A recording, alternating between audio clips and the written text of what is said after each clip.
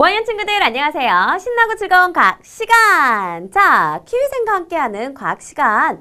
단원이요. 뭐예요?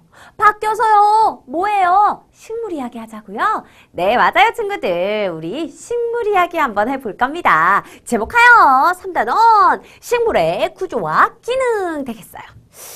아, 식물. 이거 사람이랑은 좀 다르고 동물이랑 또 많이 다르잖아요. 그쵸? 사람도 물론 동물이긴 하지만 어쨌든 우리랑은 너무나 달라서 보면 신기할 뿐입니다. 아, 이쁜 꽃도 어떻게 저렇게 이쁘게 필까 궁금하고요. 아니, 쟤는 뭐 먹지도 않는데 어떻게 살아가지? 궁금하잖아요. 우리 이제 5학년 정도 돼서 그런 거 뭐 어느 정도 알고 있다고요? 하지만 정확하게 설명하기엔 뭔가 애매하게 잘 모르겠는 부분 있죠. 그래서 선생님이 하나하나 짚어주려고 합니다. 자, 먼저 우리가 알아볼 건 바로 이겁니다. 식물은 어떤 구조로 이루어져 있을까? 어떤 구조로 이루어져 있을까? 이게 궁금하다는 거예요. 어떤 구조라니요? 식물도 무슨 구조가 있나요? 그럼요! 우리 식물 보면요. 잎 있고, 꽃 있고, 줄기 있고, 뿌리 있고, 여러 가지 구조로 이루어져 있거든요. 자, 요런 거 함께 살펴볼 겁니다. 준비됐죠? 들어가 볼게요.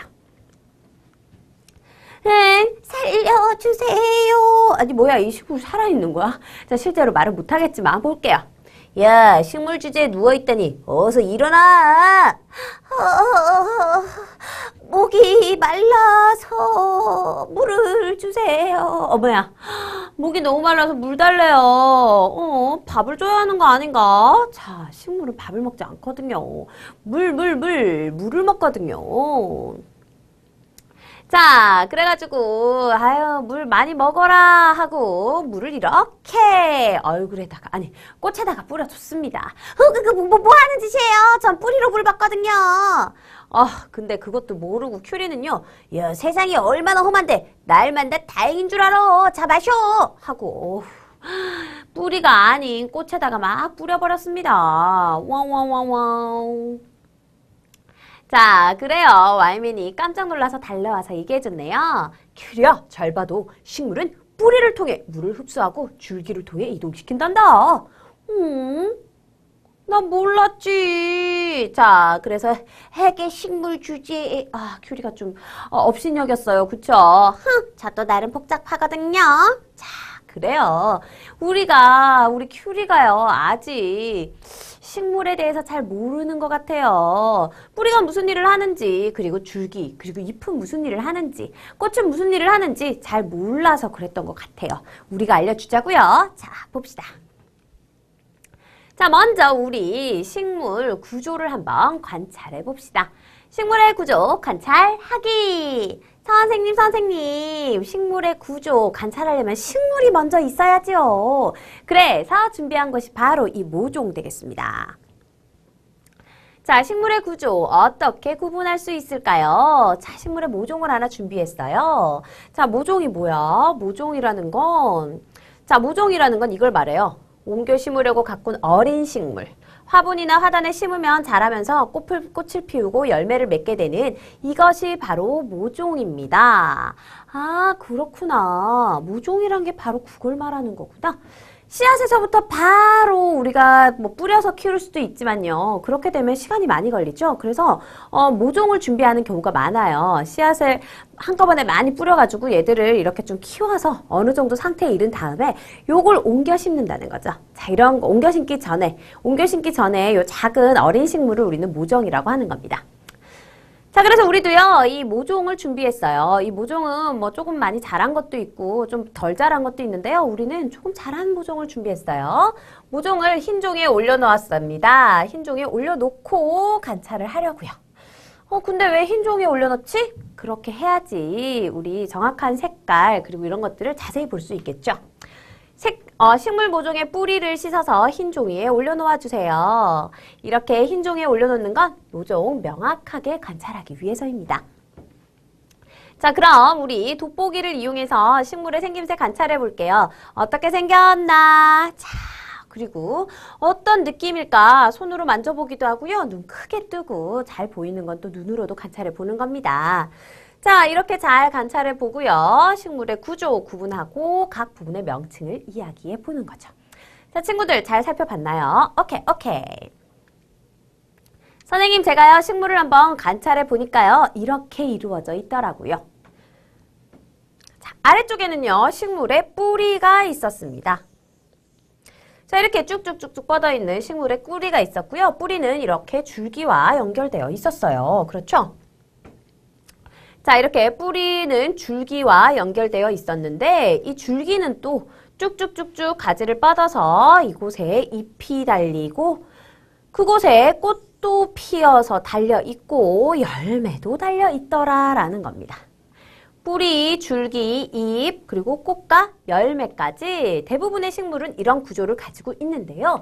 모든 식물이 다 이런 구조 다는 아니에요. 이 중에 뭐 없는 것도 있고 뭐 여러 가지 종류가 있는데 기본적인 구조를 본다면 이런 구조가 되어 있더라. 우리가 준비한 모종, 고추 모종을 준비했는데요. 이 고추 모종도 이런 구조로 되어 있었어요. 그렇군요. 식물의 구조는 뿌리, 줄기, 잎, 꽃과 열매. 자, 이렇게 구분할 수 있었어요. 식물의 뿌리는 땅속으로 뻗어나가서요. 땅속에서 이렇게 서 있을 수 있었고요. 줄기는 주로 땅 위로 자라고 이곳에 잎이 달려 있었죠. 자라면서 꽃이 피고 열매도 맺게 됩니다. 자, 그렇습니다. 옹교식물하고 가꾼 어린 식물 이 모종 화분이나 하단을 심으면은 꽃도 피우고 열매도 맺게 된다는 거죠. 오케이. 자, 우리 구조 봤어요. 이제 실험을 통해서 관찰해 봤으니까 정리해야죠. 선생님, 식물의 구조입니다. 땅속에 뿌리는 땅속으로 뻗어 있었고 땅 위로는 줄기가 뿌리랑 연결돼서 올라와 있었는데요. 거긴 잎이 달려 있고 또 꽃도 피고 또 열매도 맺혔죠. 그래서 대부분 땅속에는 뿌리가 그리고 땅 위에는 줄기, 잎, 꽃, 열매 이렇게 있었어요. 풀과 나무는요. 땅속에 뿌리가 있었어요. 그렇죠. 땅속에 이렇게 뿌리가 있었습니다. 뿌리 위에는 줄기가 연결되어 있었고요. 이 줄기는 가지로 쭉쭉 뻗어나가요. 이 줄기로부터 가지가 이렇게 뻗어나가서 이 가지에 잎이 달려있고 또 여기서 꽃봉오리가 맺혀서 꽃이 피고 꽃이 진 자리에 또 열매가 이렇게 생기게 되더라라는 거죠. 자, 여기까지 이게 바로 그 설명입니다. 풀과 나무는 땅속에 뿌리가 있고 뿌리 위에 줄기가 연결되어 있는데 줄기는 가지로 뻗어나가면서 가지에 잎, 꽃, 열매가 달려있어요. 꽃이 지면서 그 자리에 열매를 맺게 되고요. 오케이. 자, 식물은 종류에 따라 겉모습은 조금씩 다릅니다. 잎의 모양도 다르고 뭐 뿌리의 뭐 형태도 조금 다를 수 있고요. 뭐 열매나 꽃의 모습 이런 거 다 달라요. 자, 하지만 뿌리, 줄기, 잎, 꽃과 열매 이런 공통적인 구조로 이루어져 있더라라는 겁니다. 그럼 선생님, 풀이랑 나무랑 다 똑같은 건가요? 기본적인 구조는 같아요. 풀과 나무, 공통점과 차이점을 이야기해 보자면 기본적으로 뿌리, 줄기, 잎, 꽃, 열매 자, 이렇게 이루어져 있다는 건 같아요. 하지만 분명 차이점도 존재하겠죠. 나무랑 풀이랑 비교했을 때 가지가 훨씬 두껍고 단단한 게 나무잖아요. 줄기가 훨씬 두껍고 단단한 것이 나무였어요. 맞아요. 훨씬 크고요. 그렇습니다. 나무는요. 풀보다 훨씬 큰 뿌리, 줄기, 잎으로 이루어져 있어요. 당연히 줄기가 단단하고 이렇게 크다 보면 이걸 지탱하기 위해서 뿌리도 훨씬 더 크고 넓게 퍼져 있어야겠죠. 자, 이렇게 풀과 나무 공통점도 있고 차이점도 있더라. 선생님, 그러면요. 식물은요. 식물은 어떻게 태어나서 어떻게 죽는 건가요? 태어나서 죽는다. 뭔가 좀 느낌이 다르긴 한데요. 어쨌든 식물도 한 살이 과정을 겪지요. 친구들, 식물의 한 살이 알고 있죠? 바로 이겁니다. 식물의 시작은 씨앗으로 시작합니다. 이 씨앗을 심으면 싹이 트고 그 싹에서 잎과 줄기가 자라서 꽃이 피고 열매가 맺고 그 열매에서 다시 새로운 씨앗을 만들어내는 이 과정이 바로 식물의 한 살이라는 거죠. 식물은요, 씨가 싹트고 잎과 줄기가 자라서 꽃을 피운 다음에 열매를 맺어서 다시 씨를 만들고 죽기까지. 자, 이런 과정을 한 살이 겪게 됩니다. 어렵지 않죠? 우리 친구들이 이 정도는 다 알고 있는 내용이에요.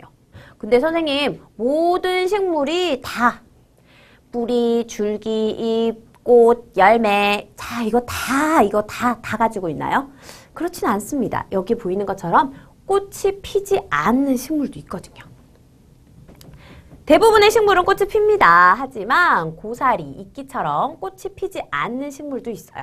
이런 고사리나 이런 이끼 같은 경우에는 꽃이 피지 않고 이렇게 뭐 이런 거 보면은요, 다 일종의 씨앗 포자로 번식을 하거든요. 이런 경우도 있다라는 거 친구들 함께 알아두시면 좋겠습니다. 자, 식물의 구조, 전체적인 구조 살펴봤는데요. 요 정도야 뭐 어렵지 않죠? 자, 친구들 정말 이런 사이에 다 알던 내용이야, 아는 내용이야 하고 넘어갈 수 있겠죠? 자, 아주 쉽게 시작해 본 겁니다. 선생님, 식물은요, 뿌리, 줄기, 잎, 그리고 꽃과 열매로 되어 있어요. 우리 이제 전체적인 구조는 다 안다고요. 그럼 이제 좀 더 자세하게 들어갑시다. 자, 식물의 구조와 기능, 여러 구조를 알았으니까요. 자세하게 들어갈게요. 먼저 뭐부터? 뿌리부터 시작합니다. 뿌리는 과연 어떤 일을 할까? 궁금해. 뿌리는 무슨 일을 할까요? 예상해봐요. 선생님, 뿌리 땅속에 뿌리가 땅속에 이렇게 탁 내리고 있어가지고요. 똑바로 서 있을 수 있지 않을까요? 그래. 이렇게 좀 식물체를 지탱하는 그런 일을 할 것 같은데? 선생님, 뿌리가 물 흡수한다는 데는 모르시죠? 물을 흡수하기도 한다고요? 선생님, 제가 좋아하는 고구마요. 제가 좋아하는 당근이요. 이거 다 뿌리에 영양분 저장한 거래요. 뿌리는 정말 많은 일을 하네요. 자, 이런 거 하나하나 살펴보도록 합시다. 먼저 뿌리의 지지 기능부터 봅시다. 지지! 이거 뭐냐고요? 뿌리가 지탱해준다 라는 뜻이에요. 딱 서 있을 수 있게 해준다 라는 거죠. 먼저 뿌리의 형태를 볼게요. 물론 땅 속에 있기 때문에 쉽게 볼 수는 없지만 요거 관찰해 볼 수는 있죠. 선생님, 뿌리는요, 줄기랑 연결되어 있는데 땅 속으로 뻗어나갑니다. 식물에 따라서 뿌리 형태는 좀 다른 것 같아요. 민들레 뿌리랑 비슷한 뿌리도 있고 파뿌리랑 비슷한 모양도 있더라고요. 이렇게 좀 다른 것 같아요. 그러고 보니까 보세요. 민들레 뿌리는 큰 뿌리가 있고 곁에 자꾸 가는 뿌리들이 있는 이런 형태로 되어 있죠? 그런데 팥뿌리는 그냥 비슷한 할아버지 수염처럼 생겼어요. 수염처럼 그냥 여러 가닥이 사방으로 막 뻗어 있는 모습. 그냥 봐도 확실히 형태가 좀 다르네요. 한 가지 형태로만 이루어져 있는 건 아니었습니다. 그리고요, 뿌리 끝부분을 자세히 돋보기로 살펴보니까요, 솜털 모양으로 작게 난 뿌리 털이 또 있더라고요. 그렇구나. 뿌리 끝에 조그만한 뿌리 털들이 또 있었군요. 자, 전체적으로 뿌리는 이런 형태로 되어 있었어요. 자, 이런 뿌리는요, 식물체를 잘 지탱해주는 작용을 하고 있었습니다. 바로 이름하여 뿌리의 지지 기능 되겠어요. 자, 지지 기능. 식물은 뿌리를 땅속으로 깊이 뻗기 때문에 식물을 지탱하고 지지하는 기능을 합니다. 즉, 식물이 이렇게 서 있을 수 있는 건 우리 사람이 다리로 이렇게 서 있는 것처럼 자, 아래쪽으로 뿌리가 쭉쭉쭉쭉쭉쭉쭉쭉쭉쭉쭉 잘 뻗어서 지탱할 수 있도록 해주고 있다라는 거죠. 뿌리가 잘 발달한 식물은요, 바람이 세게 불어도 쉽게 쓰러지지 않아요. 그렇다면 큰 식물과 작은 식물이 있을 때 어떤 식물의 뿌리가 더 발달되어 있을까요? 더 쭉쭉 많이 뻗어 있는 건 당연히 큰 식물이 되겠죠. 식물이 클수록 뿌리도 더 크고 땅속으로 깊이 뻗어 있기 때문에 자, 고추와 같이 작은 식물보다는 무궁화와 같이 큰 식물, 뿌리채 뽑는 게 좀 더 힘이 드는 겁니다. 자, 고추는요, 요 정도만 지탱하면 돼요. 별로 무겁지도 않아요. 그러다 보니까 우리가 잡고 쑥 뽑을 수 있을 정도로 뿌리는 그 정도만 뻗어 있어요.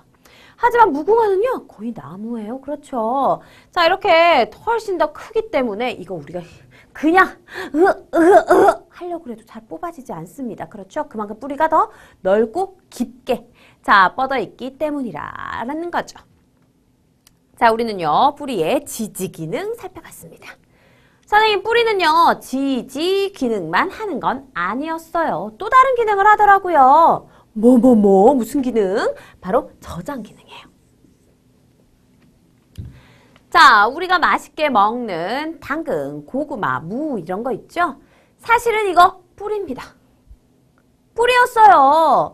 자, 그런데 이 뿌리에다가 양분을 저장해 둔 거였어요. 자, 저장해 두었다. 이거 보세요. 뿌리인데 엄청 두꺼워. 뿌리인데 왕 크고 굵어. 그렇죠.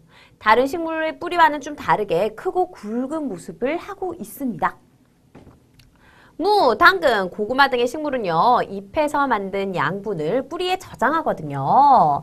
자, 그래요. 잎에서 만든 양분을 뿌리에 저장하기 때문에 이렇게 뚱뚱한 겁니다. 그러다 보니 이 양분이라서 또 좀 이걸 우리가 먹을 수 있다는 거죠. 맛있어. 그렇죠? 우엉이나 인삼도 마찬가지 양분을 뿌리에 저장하는 식물이에요. 나중에 배울 거지만 실제로 양분을 만드는 건 잎입니다. 그런데 잎이요. 딱 내가 쓸 만큼만 양분을 만들진 않거든요. 나중에 혹시 못 만들 때 대비해서 저장도 해둬야 되잖아요. 자, 그러니까 이 저장을 어디다가 했다? 뿌리에다가 했다라는 거예요. 선생님, 그럼 감자도? 자, 안타깝지만 감자는 아닙니다. 우리가 먹는 감자, 이것도 역시 고구마처럼 양분을 저장한 뿌리인가요? 안타깝지만 그건 아니에요. 이것도 땅속에 있던데. 근데요, 땅속 깊이 있기보다는 약간 위쪽에 있거든요. 왜? 이건 뿌리가 아니라 줄기에 저장한 거니까요. 감자는요, 뿌리가 아닌 줄기에 양분을 저장하는 변형된 식물이에요. 그래서 우리가 먹는 부분은 바로 감자의 줄기 부분이 되겠다라는 거죠. 아하, 그렇구나. 자, 친구들 알아주세요. 우리는 지금 뿌리의 저장 기능에 대해 이야기하고 있습니다. 지지 기능, 저장 기능 했어요. 그러면 이걸로 끝이냐고요? 아니요.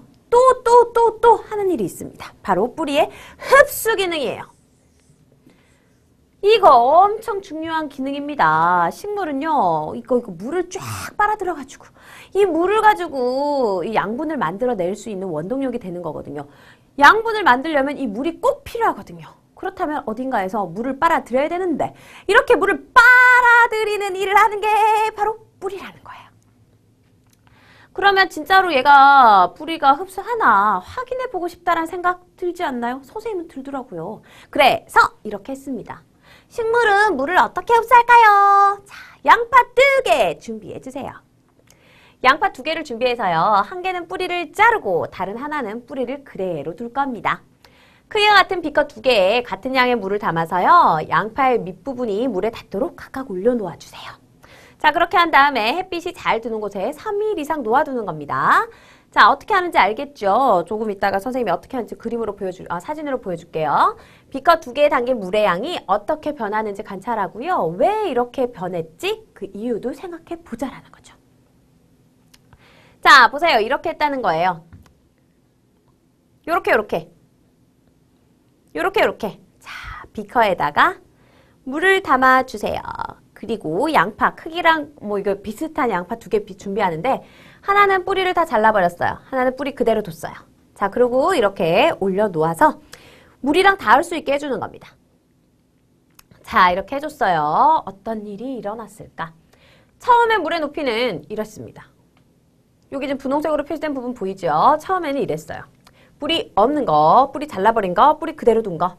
3일이 지났습니다. 빠바밤빰빰. 3일이 지나고 나니까요. 이건 뿌리 잘라버린 건 거의 변화 없어요. 아주 조금 줄어들었어요. 자, 하지만 뿌리가 있는 경우, 뿌리를 그대로 둔 건 쭉 물이 많이 줄었습니다. 뭐야 이거? 이 둘의 다른 점이라고는 뿌리가 있다 없다 밖에 없어요. 그런데 물이 줄고 얘는 많이 줄고 얘는 거의 줄어들지 않았다는 거죠? 그 말은 뭐야? 뿌리! 너 물 흡수했구나! 그걸 얘기해 주는 거예요.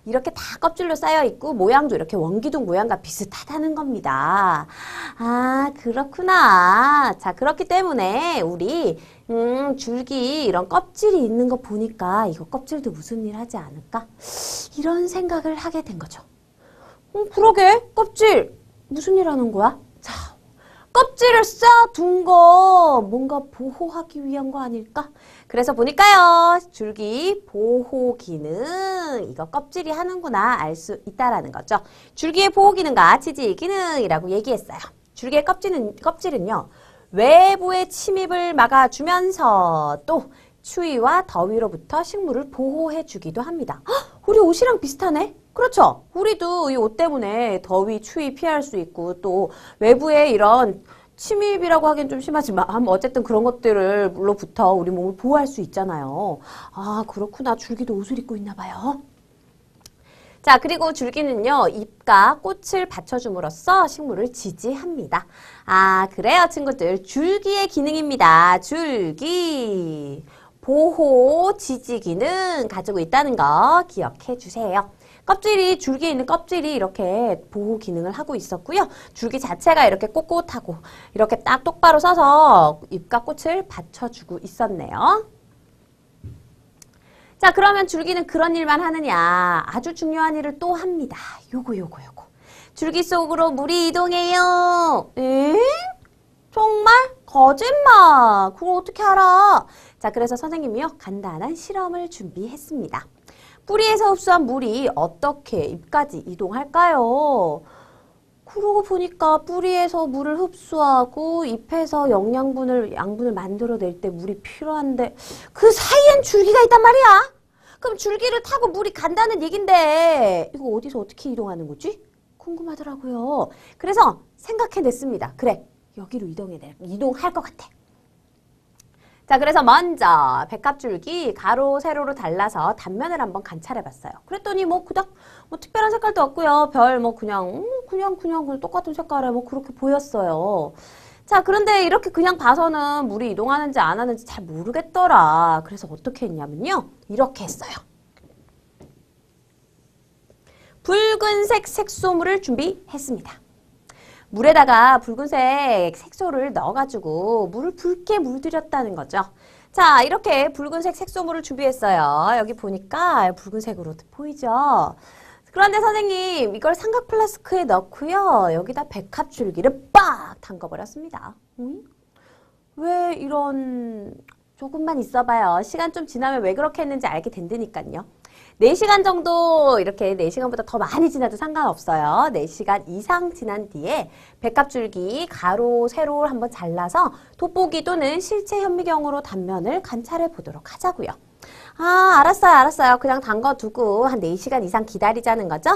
그 정도야 할 수 있지 뭐. 자, 기다렸습니다. 이런 일이, 와우, 어떤 일이 일어났어요? 선생님, 색소물에 담그기 전에 백합꽃은 그냥 이렇게 우리가 알고 있는 그 모습 그대로였는데요. 색소물에 담그고 난 다음에는 와우.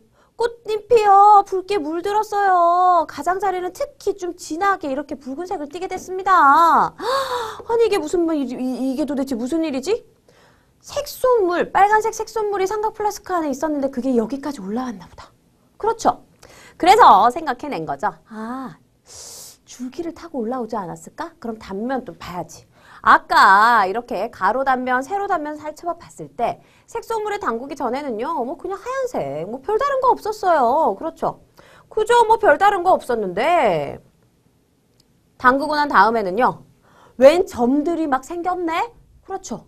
점들이 두두두두 붉은색 점 그리고 붉은색 선들이 여러 개 보입니다. 짠짜자잔 선들 여러 개 보이고요. 점들도 여러 개 보이더라라는 거죠.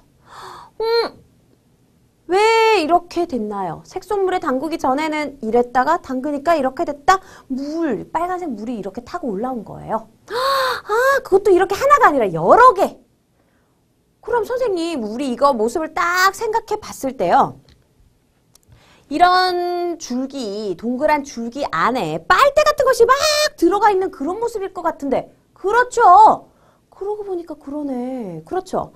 자, 이 백합 줄기 안에 빨대 같은 것들이 여러 개 콕콕콕콕콕 들어있다고 생각하면 되겠어요. 그래서 이곳으로 물이 이동을 하는구나 알 수 있다는 거죠. 이렇게. 아, 물이 이동하는 통로가 되어주고 있다는 거지. 그렇죠? 자, 그래서 우리는 알게 됐습니다. 자, 그래요. 백합줄기 이 단면에서 색소에 물든 부분, 이게 바로 물이 이동하는 통로구나. 그렇죠? 줄기 속 물이 이동하는 통로, 즉 물이 이동하는 관이니까 물관이다. 하나만 있는 게 아니라 여러 개 있었어요. 뿌리에서 흡수한 물이 줄기 속 물관을 통해서 잎까지 이동했다는 것도 알 수 있죠. 잎도 붉게 물들었었잖아요. 그렇군요. 그렇다고 모두 똑같이 생겼냐고요? 그건 아닐 거예요. 식물의 종류에 따라서 좀 다를 수 있을 거예요. 그렇죠? 자, 그럼 물관에 대해서 얘기 나누고 가야죠. 물관이 뭐라고? 물관이란 줄기 속에서 물이 이동하는 통로를 말해. 이게 물관이야. 그렇죠? 뿌리에서 흡수한 물은 줄기 속 물관을 통하여 식물이 필요로 하는 곳으로 이동하는 겁니다. 그래서 잎으로도 가고 꽃잎으로도 가고 꽃으로도 가고 식물체 전체 이렇게 이동할 수 있다는 거죠. 그렇다고 다 똑같이 생겼냐? 아닙니다. 배열 형태는요. 식물의 종류에 따라서 달라지니까 무조건 다 이렇게 똑같이 생겼어 라고 생각할 필요는 없어요. 선생님 그러면요. 이거 빨간색 말고 다른 색으로도 어떻게 좀 안 될까요? 그래서 선생님이 어떻게 했냐? 백합꽃을요. 다양한 색깔로 물들여 보기 위해 초록색 색소물과 붉은색 색소물 두 가지를 준비했습니다. 그러면 그 둘을 섞어가지고 거기다가 넣으면 그냥 섞인 색깔이 되겠죠. 그럼 어떻게 해야 되지? 여기 한번 넣었다가 여기 한번 넣었다가 그럼 또 섞인 색깔이 되겠죠. 어떡하지? 자, 이렇게 하면요. 정확하게 초록색과 그리고 또 뭐 붉은색이 안 나올 것 같아요. 초록색이랑 붉은색이 섞이면 무슨 색이 되나? 그러면 좀 이거 초록색도 아니고 붉은색도 아닌 다른 색깔 아니 나는 그걸 원하는 게 아닌데. 자, 어떻게 하면 되냐고요? 이렇게. 짠짠 보이죠? 자, 줄기를 반으로 갈라서 절반은 빨간색 색소물에 그리고 절반은 초록색 색소물에 넣어주면요. 이 색깔 두 개가 섞여버린 게 아니라 어떻게 이 두 가지 색깔이 따로따로 올라와서 꽃잎을 물들이게 됩니다. 백합줄기의 아랫부분을 세로 방향으로 반으로 잘라서 한쪽은 초록색 색소물에 다른 한쪽은 붉은색 색소물에 담가주세요. 똑같이 4시간 이상 지난 뒤에 백합꽃이 초록색 그리고 붉은색으로 물든 걸 볼 수 있을 겁니다. 보세요. 초록색, 붉은색. 완전 이쁘다. 충분히 할 수 있겠죠? 자, 이번에는 샐러리 한번 해볼게요. 샐러리. 좀 종류가 백합 말고 샐러리로도 이거 할 수 있거든요. 샐러리의 물관도 살펴보기 위해서 똑같은 방법으로 했습니다. 샐러리 줄기를 붉은색 색소물에 담가서 4시간 이상 지난 뒤에 가로 세로로 잘라보니까 이렇게 색소에 물든 물관을 관찰할 수 있었는데요. 어머! 우리 아까 백합이랑은 진짜 좀 다르네요. 그렇죠? 이건 가장자리에 이렇게 점들이 있어요. 실제 세로 단면에서도 아까 백합은 전체가 다 막 붉은 줄이었잖아요. 그쵸? 백합은 이렇게 봤을 때 전체가 막 이런 줄이었다면 얘는 이 가장자리에만 이렇게 있네요. 그러네. 백합은요. 가로 단면도 막 점들이 막 흩어져 있었다면 얘는 가장자리에만 이렇게 있네요. 진짜로 배열 형태, 식물에 따라서 좀 다른가 보다. 선생님이 확인시켜 준 겁니다. 친구들 다 똑같아 라고 생각하지 말고요. 이렇게 좀 종류에 따라서 다를 수 있다는 거 기억해 주세요. 물관. 그래요. 식물의 줄기, 물이 이동하는 통로가 된다는 것. 이것도 아주 중요하니까 꼭꼭 기억해 주기. 알았죠? 자, 친구들 우리 이번에는요. 잎으로 한번 가봅시다. 잎에서요 어떤 물질이 만들어진다고 그러거든요. 자, 그래서 잎에서 만들어지는 물질 뭘까요? 하는 걸로 시작하려고 합니다. 볼게요. 좀 비켜줄래? 누가 얘기를 하고 있어요. 누가 말을 거는 거야? 나 강압성 해야 되니까 비키라고. 에? 어쩌라고? 비키라고 그러네요. 강압성을 해야 된다는 게 광합성이 도대체 뭘까요? 자, 그런데 우리 큐리는 강압성이 뭔지 잘 몰라가지고요. 그냥 이렇게 그냥 하면 되지 왜 나보고 비키라 그래 라고 얘기했어요. 자, 근데 사실 강압성을 하려면 햇빛이 필요하거든요. 그래서 네가 햇빛을 가려서 못하잖아 라고 이야기한 거랍니다. 그렇구나. 자, 그래서요 Y맨이 알려줬어요. 지구를 위해 우리가 참자. 식물은 잎을 통해 광합성과 증산작용을 한단다. 광합성을 할 때는 햇빛이 필요해서 저러는 거야. 그렇구나. 광합성을 할 때는 햇빛이 꼭 필요하다는 거. 자, 그래서 이제 햇빛을 가리고 있다가 사라지니까 햇빛 좋아. 오늘 광합성하기 딱 좋네. 증산작용도 하자고 하고 이야기했어요. 잎에서 광합성뿐만 아니라 증산작용도 일어나나 봅니다. 자, 그래서 우리는요, 잎에서 만들어지는 물질 한번 확인해 보려고 합니다. 식물은 음식도 먹지 않고 어떻게 살아가는 거야? 진짜. 스스로 양분을 만들어서 살아간다고. 어떻게? 햇빛, 물, 이산화탄소가 있으면 양분을 만들 수 있대. 우와! 이런 게 있으면 양분을 만들 수 있대요. 그렇다면 우리 실제 양분을 만드는지 어떤 양분을 만드는지 한번 알아봐야 하지 않을까요? 자, 그래서 실험을 해보려고 합니다. 자, 근데 항상 실험을 하려면 우리 이런 것들 알고 가야 돼요. 잎에서 만들어지는 물질 확인 실험의 변인 통제라고 했습니다. 자, 우리 다르게 하는 건 뭘까? 같게 하는 건 뭘까? 알아봐야겠죠? 우리가 알고 싶은 건 다르게 한다. 우리 아까 보니까요. 햇빛 가리면 안 된다고 그랬죠. 그래서요. 햇빛 좋아. 한번 가려봐야지. 자, 그럼 진짜로 광합성 못하나 해봐야지. 실험하려나 봅니다. 그래서 다르게 해야 할 조건은요. 바로 햇빛의 유무예요. 햇빛을 받은 양을 다르게 해보자라는 거죠. 그 외에는 나머지 다 같게 합시다. 식물의 종류라든지 잎의 개수라든지 식물의 크기 또는 물을 준 횟수 같은 거 말이에요. 자, 그래서 열심히 실험을 한번 해볼 건데요. 식물의 잎에서 어떤 물질이 만들어질까? 자, 한번 시작해 봅시다. 자, 우리 분명 하나는 햇빛이 있다 없다만 다르게 하고 나머지는 같게 하자라고 했잖아요. 그래서 똑같은 종류의 식물 2개, 모종 2개를 준비했고요. 잎의 개수도 똑같이 맞춰줬습니다. 잎의 개수를 똑같이 맞춘 같은 종류의 식물 모종 2개를 준비하는데 중요한 건 이거예요. 한쪽에는 어둠 상자로 덮는다라는 거죠. 요게 중요합니다. 한쪽에는 어둠 상자로 덮어준다. 즉, 햇빛을 받지 못하게 한 거예요. 하나는 햇빛을 받지 못하고 하나는 그대로 둬서 햇빛을 받을 수 있게 한다는 거죠. 그런 다음에 2, 3일 동안 놓아둡니다. 자, 바로 이런 상태가 되겠죠. 얘는 햇빛을 받지 못하고 이건 햇빛을 받고 나머지는 모두 같은 상태예요. 자, 그런 다음에 2, 3일 후 이제 가지고 와서요. 알코올이 들어있는 작은 비커에 어둠 상자로 덮지 않았던 잎 그리고 덮어두었던 잎을 넣고요. 뜨거운 물이 들어있는 큰 비커에 넣은 다음 유리판으로 덮어주는 겁니다. 자, 우린 이렇게 하는 걸 중탕이라고 하는데요. 사실 알코올 불에 닿으면 큰 화재로 발생할 수 있어요. 그쵸? 자, 그렇기 때문에 큰 화재로 이렇게 연결될 수 있기 때문에 자, 중탕을 합니다. 뜨거운 물에다가 알코올에 잎을 담궈서 이렇게 작은 비커에 넣어서 넣어준다는 거죠. 알코올에다가 잎을 넣으면요. 잎에 있는 엽록소가 빠져나가요. 초록색 색소가 빠져나가서 우리가 나중에 다른 색소를 가지고 색깔 변화 알아볼 때 훨씬 더 용이하게 된다는 겁니다. 아, 그렇구나. 근데요, 선생님, 이거 어떤 게 어둠 상자로 덮은 거고 어떤 게 어둠 상자로 덮지 않은 건지 잘 모르겠는데요. 자, 그렇기 때문에 우리 잎이 이렇게 있으면요. 입자루 있죠? 하나는 입자루를 두고 하나는 입자루를 살짝 조금만 있다든지 이런 식으로 입자루 길이를 좀 달리해서 하나는 입자루 없이 하나는 입자루 그대로 두고 이런 식으로 좀 구분을 해주면 되니까요. 그건 어렵게 생각할 필요 없습니다. 자, 여기 얘기가 나오죠. 알코올 비커에 넣는 거 초록색 색소 제거하기 위해서예요. 잎에서 만들어진 녹말이 아이오딘, 아이오딘과 칼륨 용액에 의해서 나오죠? 자, 이게 무슨 얘기냐? 자, 여러 가지 양분이 만들어질 수 있는데요. 그중 하나가 녹말이에요. 이 녹말이라는 건 아이오디나 칼륨 용액을 통해서 우리가 검출해낼 수 있어요. 녹말이 있다 없다 알 수 있다는 거죠.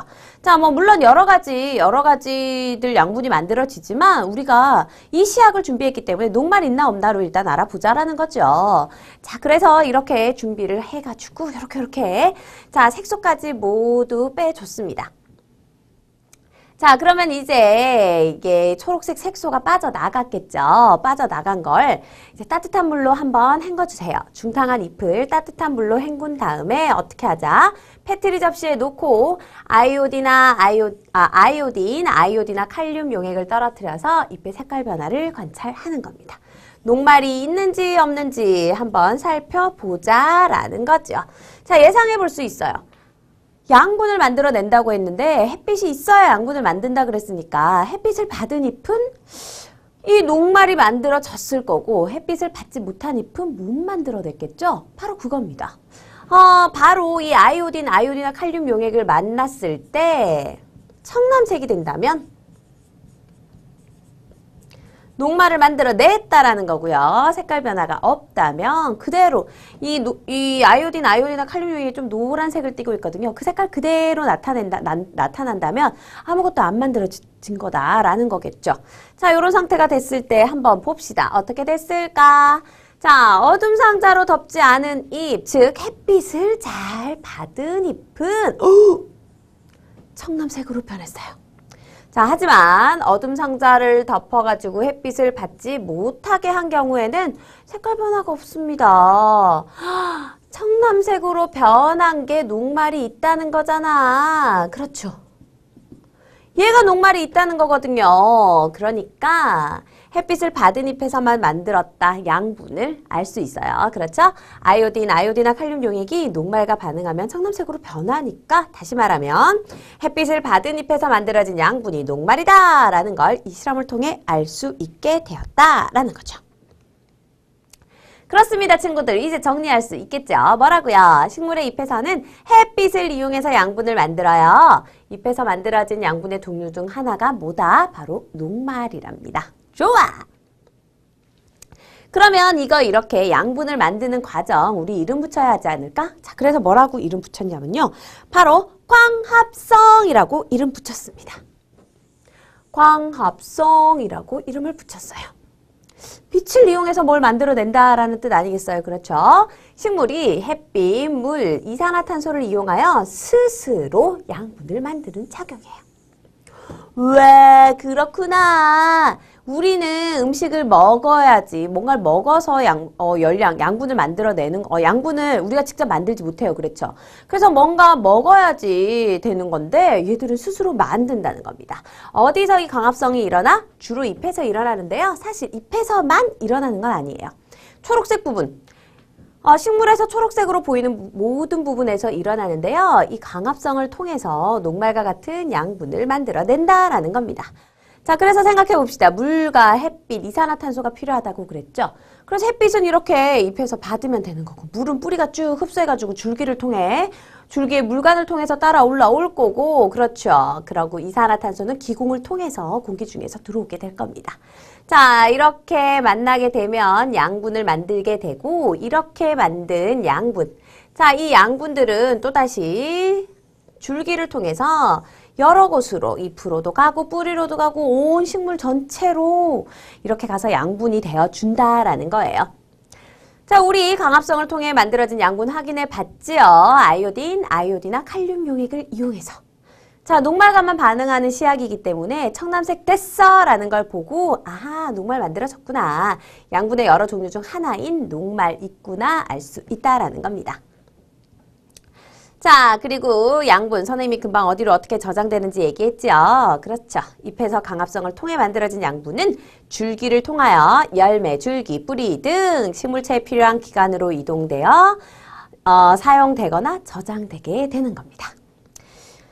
잎에서 만든 양분 여러 곳에 저장할 수 있어요. 뭐 다 사용되기도 하고 저장되기도 하는데 저장되는 게 뿌리에 저장되는 경우도 있고 씨에 저장되는 경우도 있어요.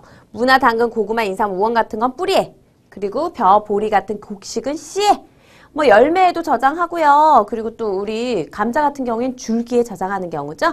여러 가지 그 장소에 저장한다라는 것도 함께 알아주시면 좋겠습니다.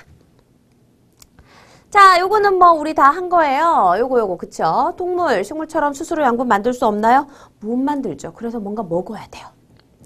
식물은 스스로 양분을 만들기 때문에 음식 먹을 필요 없지만 동물은 스스로 양분 만드니까 스스로 양분 만들지 못하니까 식물이나 다른 동물을 먹어서 필요한 양분을 얻는다라는 겁니다. 녹말이 들어있는 음식물, 그러면 진짜로 녹말을 막 저장해 놓은 거 다른 거 뭐 있지 않나요? 그래서 준비한 게 바로 줄기에 저장한다라고 했던 감자와 곡식들, 씨에 저장한다라고 했던 곡식들 되겠어요. 와우, 선생님 그러면 녹말 있나 없나 알아보려면요. 아이오딘이나 칼륨 용액 이용하면 되지 않나요? 청람색으로 변하는 거 보면 되잖아요. 빙고! 맞습니다. 그래서 감자와 쌀밥에 아이오디나 칼륨 용액을 떨어뜨려 본 거죠. 자, 이렇게 했더니 와우 무슨 색으로? 청람색으로 변했습니다. 자, 그래서 감자와 쌀밥에 녹말이 들어있다라는 걸 알 수 있게 되었다라는 거죠.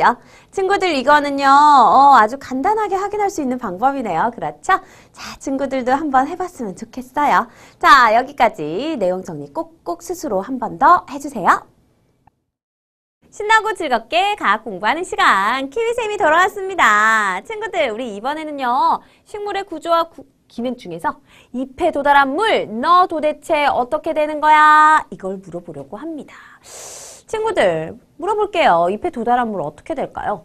필요한데 다 쓰겠죠. 근데 사실 이 물에 있는 뭐 이런 것들 다 쓰고 나면요, 이것도 그냥 계속 둘 수 없거든.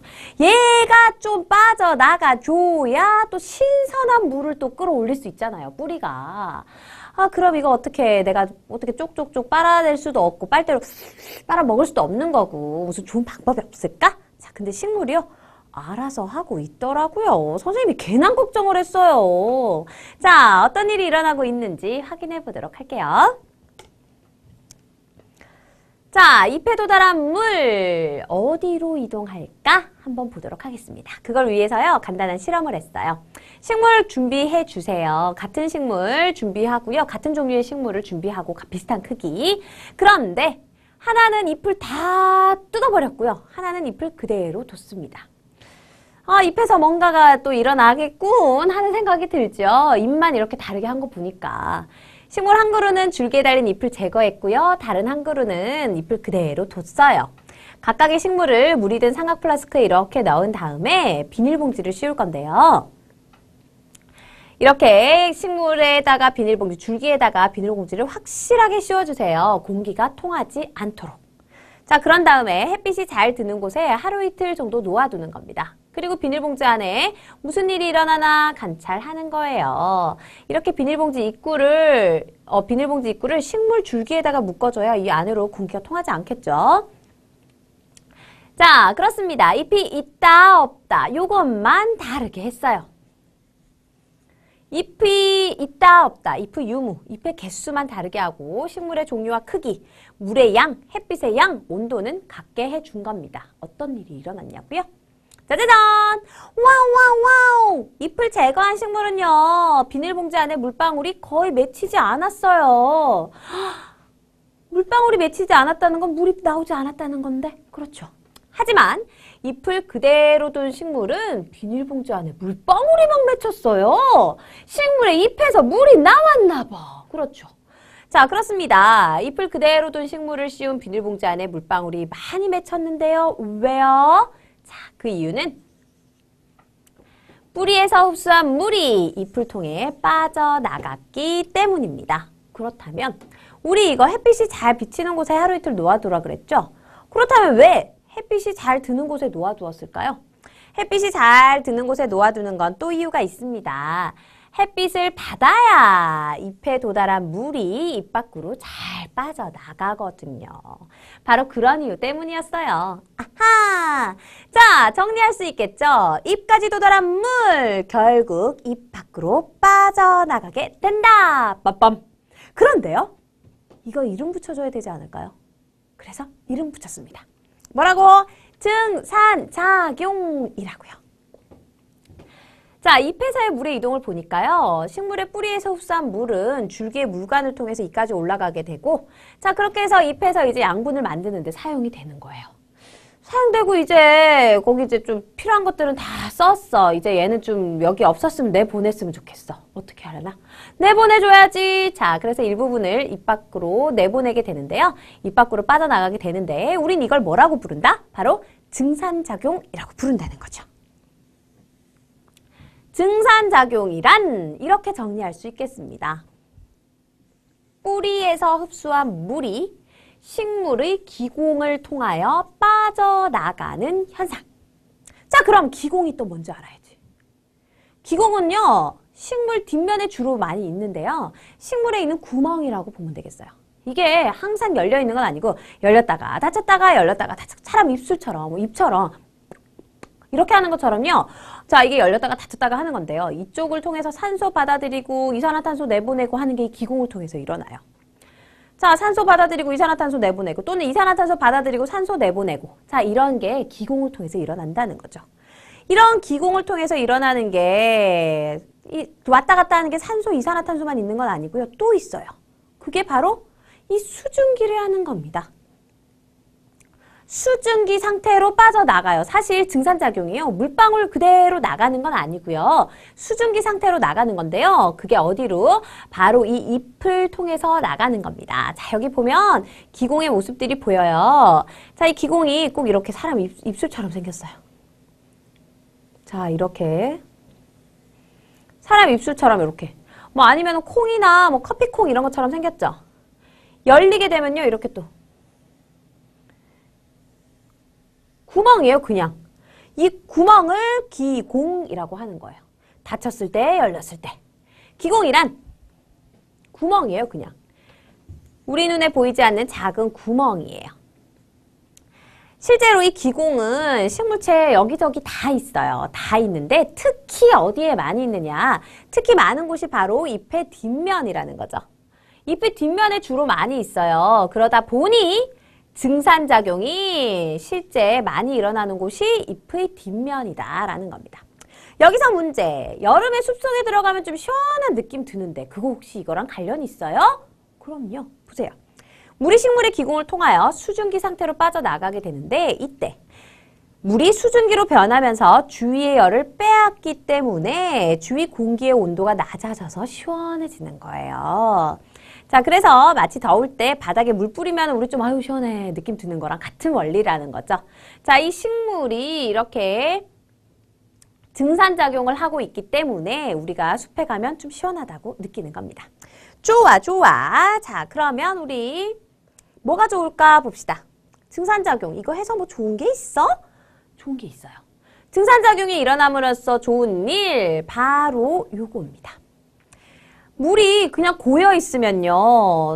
새로운 물을 끌어올리지 못해요. 그렇죠. 증산작용을 통해서 고여있던 물을 내보내줘야 비었으니까 새로운 물이 또 쭉 올라오게 된다는 거죠. 이렇게 물을 올라올 수 있게 하는 힘을 주는 게 이 증산작용이에요. 자, 사실 물은요, 위에서 높은 데서 낮은 곳으로 흐르잖아요. 이게 반대로 쭉 타고 올라올 수 있는 건 이렇게 증산작용을 통해서 물을 비워주기 때문인 건데요. 뿌리에서 흡수한 물을 식물 꼭대기까지 끌어올리는 이런 작용을 해주는 게 바로 증산작용이다라는 겁니다. 증산작용으로 키가 큰 나무 꼭대기까지도 물을 끌어올릴 수 있는 거예요. 그리고 이 증산작용이 일어나면 식물의 온도도 조절이 가능하다라는 거예요.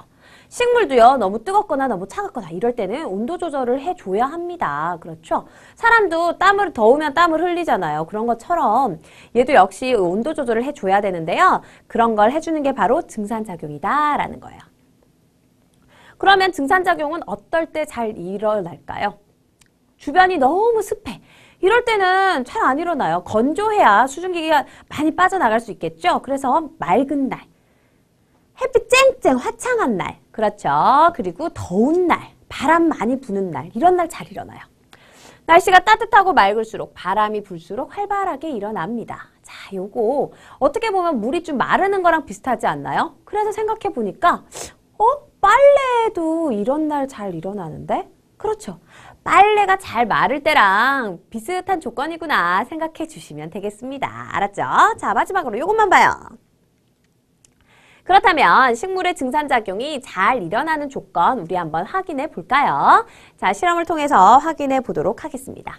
햇빛의 영향을 알아보기 위해서 하나는 햇빛을 못 받게 했어요. 차광막을 씌워가지고 햇빛을 잘 못 받게 한 거예요. 하나는 잘 받게 하고. 이렇게 햇빛의 양을 다르게 했더니 햇빛을 받은 식물의 비닐봉지 안에 물방울이 더 많이 맺히더라. 햇빛을 받고 못 받고 말고는 똑같은 상태로 해준 거거든요. 조건을 똑같이 해줬는데 햇빛을 많이 받으면 증산작용이 잘 일어나서 물방울이 많이 맺히고 햇빛을 못 받게 하니까 증산작용이 잘 일어나지 않아서 물방울이 많이 맺히지 않더라라는 거예요. 즉 햇빛이 많이 비쳐야 되는구나. 햇빛을 많이 받을수록 증산작용 잘 일어나는구나. 햇빛의 영향 살펴봤어요. 바람은 어떨까? 이것도 해보면 됩니다. 하나는 바람을 씌워주고 바람 세기를 세게 이렇게 바람을 많이 받을 수 있게 하고 하나는 바람 못 받게 한 거예요. 다른 건 똑같이 했습니다. 바람이 있다 없다만 다르게 한 거죠. 바람의 세기를 다르게 했더니 어떻게 될까요? 선생님, 바람 막 부는 데서는 물방울이 더 많이 생기고요. 바람이 별로 안 셀 때는 얼마 안 생기더라고요. 이것처럼 얘랑 비슷하게, 그쵸? 자, 그래서 알게 됐다. 바람을 쐰 식물의 비닐봉지에 물방울이 더 많이 맺히는 거 보니까 바람도 영향을 주는구나. 그렇죠?